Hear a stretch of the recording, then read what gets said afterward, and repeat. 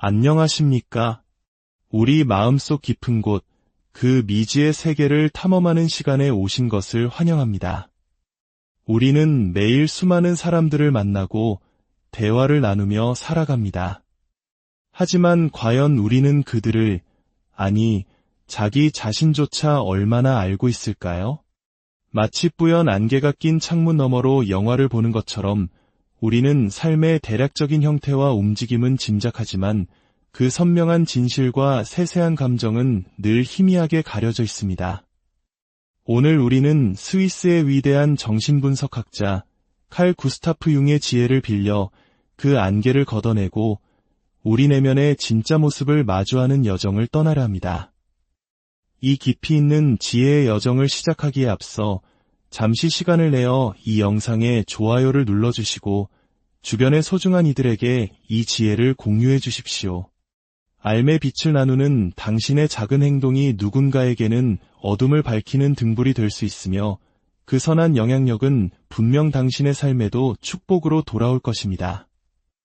여러분의 모든 걸음에 평화와 깨달음이 함께하기를 기원합니다. 1944년 칼 융은 심장마비로 쓰러져 생사의 경계를 헤매고 있었습니다. 깊은 혼수 상태에 빠진 그는 훗날 유체이탈이라 묘사한 경이로운 경험을 하게 됩니다. 그의 영혼은 육체를 벗어나 지구 위를 유영하며 우주에서 푸른 행성을 내려다보고 있었습니다. 당시에는 우주에서 찍은 지구 사진이 존재하지 않았음에도 그는 지구의 둥근 곡선을 선명하게 볼 수 있었다고 합니다. 광활한 우주를 떠다니던 그는 거대한 사원 모양의 바위에 다다랐습니다. 입구에 가까워질수록 마치 더 높은 차원의 존재로 들어서는 듯한 깊은 평화가 온몸을 감쌌습니다. 바로 그때 한 형상이 나타나 그를 막아섰습니다. 그의 주치의였습니다. 의사는 그에게 아직 들어올 수 없으며 삶으로 돌아가야 한다고 말했습니다. 융은 견딜 수 없는 실망감에 휩싸였습니다. 하지만 그가 의식을 되찾은 순간 충격적인 소식을 듣게 됩니다. 그가 환영 속에서 보았던 바로 그 주치의가 융이 혼수 상태에 빠져 있는 동안 세상을 떠났다는 것이었습니다. 이 신비로운 경험은 융이 이미 30년 전에 발견했던 집단 무의식이라는 개념을 생생하게 증명하는 사건이었습니다.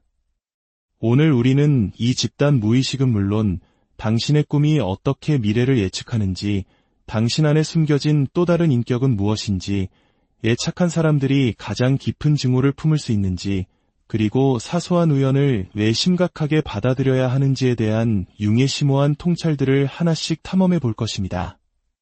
우리는 왜 죽은 사람을 땅에 묻을까요? 고인은 우리가 장례를 치르든 아니든 결코 알지 못합니다. 하지만 우리는 그것이 마땅히 해야 할 일이라고 느낍니다.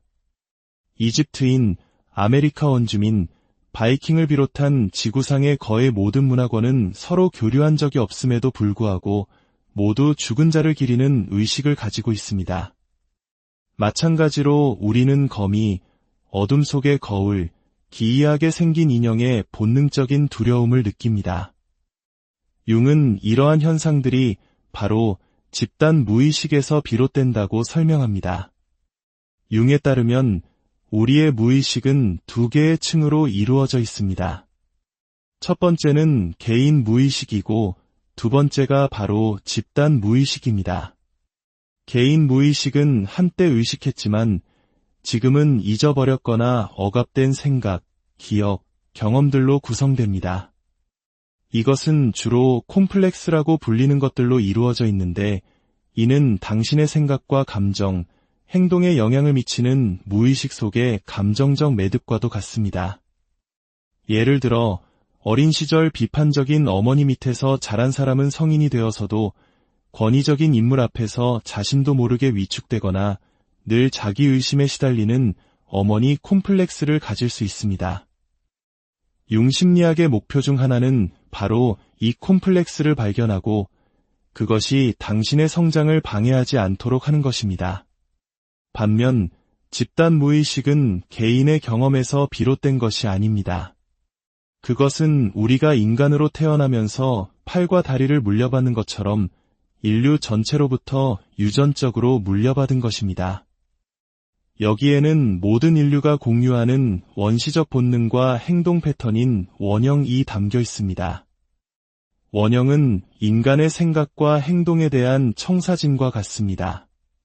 그것은 신화, 꿈, 그리고 모든 문화권의 이야기 속에 공통적으로 나타나며 우리가 삶을 경험하는 방식을 형성합니다. 주요한 4가지 원형은 페르소나, 그림자, 아니마, 아니무스, 그리고 자기입니다. 그리고 이 원형들이 서로 결합하고 중첩되면서 원형적 이미지라는 다양한 모습으로 나타납니다. 가령 영웅 원형 이미지가 강한 사람은 타인을 보호하려는 강한 충동을 느끼고, 탐험가 원형이 강한 사람은 미지의 세계로 모험을 떠나야만 할 것 같은 갈증을 느낍니다. 율리우스 카이사르, 칭기즈칸, 나폴레옹처럼 시대를 초월하여 나타나는 지배자의 모습도 바로 이 원형적 이미지의 한 예입니다. 이러한 무의식의 세계를 의식적으로 탐험하고 이해하는 과정을 융은 개성화라고 불렀습니다. 이는 진정한 자기 자신을 발견하고 삶의 목적을 찾아가며 고유한 정체성을 형성하는 여정입니다. 첫 번째 원형은 페르소나입니다. 페르소나란 본래 고대 그리스 연극에서 배우들이 쓰던 가면을 뜻합니다. 융은 이를 우리가 사회에 보여주는 외적인 정체성, 즉 사회적 가면이라고 설명했습니다. 우리는 모두 상황에 따라 다른 페르소나를 씁니다. 직장에서의 나, 친구들과 있을 때의 나, 가족 앞에서의 나는 모두 조금씩 다릅니다. 이는 사회생활을 하는데 필수적입니다. 문제는 우리가 그 가면이 진짜 자신의 얼굴이라고 착각할 때 발생합니다. 페르소나에 지나치게 동일시되면 억압되었던 진정한 자아의 다른 측면들이 결국 파괴적인 방식으로 표면 위로 터져나오게 됩니다. 융은 이 현상을 에난티오드로미아, 즉 반대 방향으로의 전환이라고 불렀습니다. 예를 들어 늘 평화롭고 친절한 사람으로 알려졌던 사람이 어느 날 갑자기 통제할 수 없는 분노를 폭발시키는 경우가 있습니다. 이는 조화로운 페르소나를 유지하기 위해 억눌렀던 공격성과 좌절감이 한계에 도달해 터져나온 것입니다.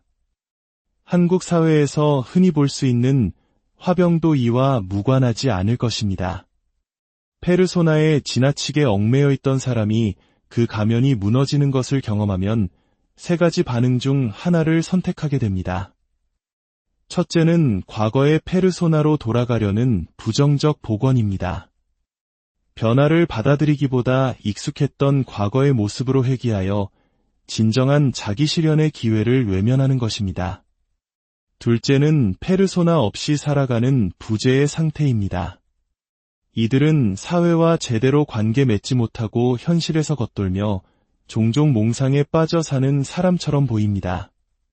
그리고 마지막, 가장 이상적인 3번째 길은 자신의 진정한 모습과 충돌하지 않으면서도 사회와 원활하게 소통할 수 있는 더 현실적이고 유연한 새로운 페르소나를 만드는 것입니다. 이는 자신의 내면과 외부 세계 사이의 연결을 유지하며 개인의 진정성과 사회적 요구 사이에서 균형을 이루는 성숙한 단계입니다. 두 번째 원형은 그림자입니다. 그림자는 우리가 받아들이기 힘들어 무의식 속에 억압하거나 부인해온 자신의 어두운 측면입니다. 공격적인 충동, 비이성적인 두려움, 수치스러운 경험, 사회적으로 용납되지 않는 욕망 등이 여기에 포함됩니다. 우리는 이 그림자를 직접 마주하는 대신 무의식적으로 억누르며 존재하지 않는 척합니다. 하지만 그림자는 결코 사라지지 않고 우리의 행동에 미묘한 방식으로 영향을 미칩니다. 특히 우리는 그림자를 다른 사람에게 투사하는 경향이 있습니다. 만약 당신이 유독 다른 사람의 무례함에 쉽게 짜증이 난다면 그것은 당신 안에 인식하지 못한 무례함의 그림자가 존재한다는 신호일 수 있습니다. 인터넷의 악플 문화는 이러한 그림자 투사의 집단적 발현이라고도 볼 수 있습니다. 그림자를 마주하는 것은 고통스럽지만 개성화 과정에서 반드시 필요한 단계입니다. 융은 이를 네키아, 즉 어둠 속으로의 상징적인 하강이라고 불렀습니다. 이는 자아가 지배력을 잃고 더 깊은 자기인식이 나타나는 과정입니다. 예를 들어 늘 강하고 독립적이라고 자부하던 사람이 사랑에 빠져 통제력을 잃을까 두려워 관계를 망치거나 완벽주의자가 큰 실수를 저지른 후 수치심과 자기 혐오에 빠지는 것은 모두 억압했던 그림자가 수면 위로 떠오르는 순간입니다. 그림자를 무시하면 파괴적인 힘이 되지만 그것을 직면하고 통합하면 오히려 강점의 원천이 될 수 있습니다. 독립적인 사람은 관계를 통해 더 유능해질 수 있음을 배우고 완벽주의자는 실패가 성장의 일부임을 깨닫게 됩니다. 그림자 작업을 통해 우리는 더 온전한 인간이 됩니다. 세 번째 원형은 남성 속의 여성성인 아니마, 여성 속의 남성성인 아니무스입니다. 이들은 라틴어로 영혼을 의미하며 균형 잡힌 자아를 만들기 위해 반드시 통합되어야 하는 반대되는 힘입니다. 남성의 아니마는 그를 감정과 관계의 세계로 연결해주고 여성의 아니무스는 논리적 사고와 자기주장 능력을 강화합니다. 융은 남성들이 종종 감수성과 감정적 깊이를 억압하기 때문에 아니마를 마주하고 통합하는 것이 그림자를 대면하는 것보다 더 어려운 과제라고 보았습니다. 아니마가 부정적으로 발현될 때 남성은 공상과 희망사항에 빠져들며 삶의 의미를 잃고 무기력해집니다. 이는 흔히 어머니와의 관계에서 비롯되는 어머니 콤플렉스와 관련이 있습니다. 어머니에게 지나치게 의존적인 남성은 책임을 회피하는 피터팬 증후군에 빠지기 쉽고 반대로 어머니에게 상처받은 남성은 여성을 불신하고 감정적 교류를 피하게 됩니다.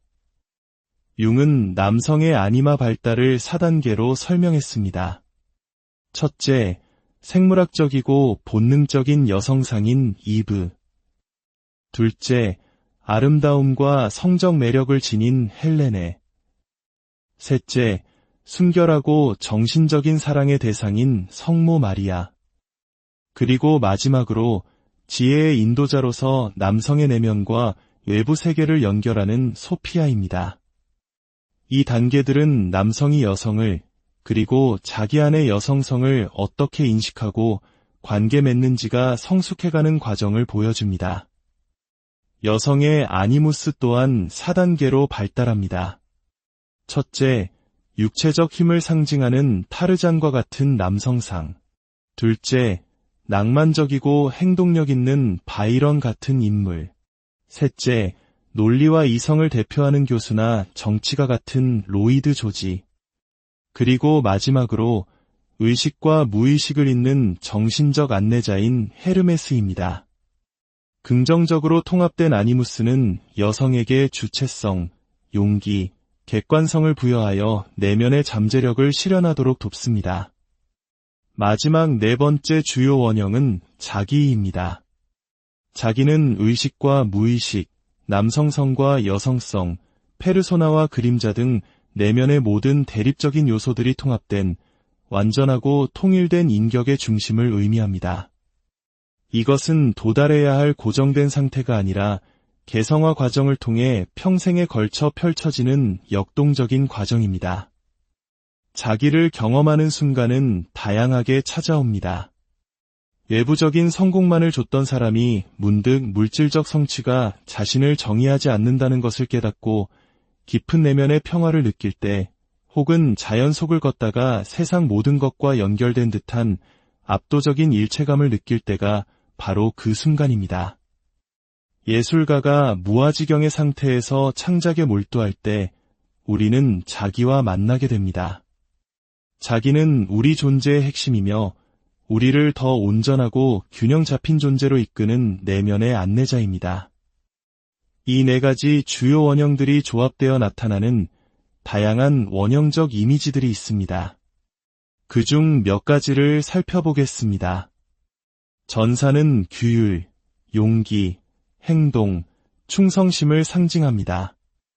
잘 발달된 전사 원형을 가진 사람은 강한 자기 통제력을 통해 목표를 향해 흔들림 없이 나아갑니다. 한국 역사상 위대한 영웅인 이순신 장군은 국가라는 더 큰 대의에 자신을 헌신한 전사 원형의 완벽한 표본입니다. 하지만 이 원형의 그림자는 대의에 집착한 나머지 도덕성을 잃고 비판적 사고를 상실한 광신도로 나타날 수 있습니다. 영웅은 전사와 유사하지만 불의에 맞서고 세상을 긍정적으로 변화시키려는 자기 희생적인 면이 더 강합니다. 영웅은 평범한 인물로 시작하여 모험의 부름을 받고 내면의 두려움과 맞서 싸우며 성장합니다. 그러나 영웅의 그림자는 권력에 굶주린 폭군이 되거나 희생에 중독되어 자신을 돌보지 않는 순교자가 될 위험이 있습니다. 지배자는 권위와 책임을 상징합니다. 왕, CEO, 정치 지도자 등은 모두 지배자 원형의 모습을 보여줍니다. 그들의 목표는 공동체의 부와 안정을 창출하는 것이며 이를 위해 통제력을 추구합니다. 백성을 위해 한글을 창제한 세종대왕은 긍정적인 지배자의 모습을 보여주지만 이 원형의 그림자는 무자비한 폭군으로 변질될 수 있습니다. 현명한 노인은 지혜와 경험의 상징으로 종종 주인공에게 통찰을 제공하는 멘토로 등장합니다. 하지만 이 원형의 그림자는 감정적 교류를 경시하고 지나친 지성에 갇혀 현실의 문제 앞에서 무력해지는 냉소적인 지식인이 될 수 있습니다. 또한 탐험가, 낡은 것을 파괴하여 새로운 것을 창조하는 파괴자, 순수함의 상징인 처녀, 규칙을 깨고 질서를 교란하는 트릭스터, 지식과 이해를 추구하는 마법사, 그리고 순수함과 잠재력을 상징하는 아이 등 수많은 원형적 이미지들이 우리 안에 존재하며 삶의 다양한 국면에서 모습을 드러냅니다. 특히 파괴자 원형은 한국 드라마에서 흔히 등장하는 위험하지만 매력적인 나쁜 남자 캐릭터와 깊은 관련이 있습니다. 그들은 기존의 질서를 흔들며 변화를 가져오는 힘을 상징하기에 우리가 무의식적으로 끌리는 것입니다. 융은 동시성이라는 개념을 통해 마음과 외부 세계의 신비로운 연결을 설명하고자 했습니다. 동시성이란 인과관계는 없지만 의미 있는 연관성을 가지고 동시에 일어나는 사건들을 말합니다. 앞서 말한 융의 환자와 황금풍뎅이 이야기가 대표적인 예입니다. 여러분도 오랫동안 잊고 지냈던 친구를 떠올리는 순간 그 친구에게서 전화가 걸려온 경험이 있지 않으신가요? 융은 이러한 현상들이 단순한 우연이 아니라 우리의 무의식이 현실 세계와 상호작용하며 보내는 신호일 수 있다고 보았습니다. 또한 융은 성격 유형을 내향성과 외향성으로 나누고 이를 다시 인식 기능과 판단 기능이라는 4가지 기능과 조합하여 8가지 심리 유형을 제시했습니다. 이는 훗날 MBTI 성격 유형 검사의 이론적 토대가 되었습니다. 융은 어느 한쪽으로 치우치기보다 자신의 주된 성향을 이해하되 반대되는 측면을 통합하여 균형을 이루는 것이 중요하다고 강조했습니다. 마지막으로 융에게 꿈은 프로이트가 주장했던 것처럼 단순한 성적 욕망의 분출구가 아니었습니다. 꿈은 무의식이 의식에게 보내는 중요한 메시지였습니다. 꿈은 우리가 깨어있을 때 보지 못하는 진실, 즉 다른 사람의 진정한 성격이나 자기 기만에 대해 알려줍니다. 때로는 질병의 징후를 미리 보여주기도 하고 현재의 삶을 계속 이어갈 경우 마주하게 될 미래에 대해 경고하기도 합니다. 또한 주기율표를 발견한 맨델레예프나 비틀즈의 예스터데이를 작곡한 폴 맥카트니의 사례처럼 꿈은 창조적 영감의 원천이 되기도 합니다. 꿈은 비논리적이고 상징적인 언어로 말하기 때문에 그 의미를 해석하기는 쉽지 않습니다.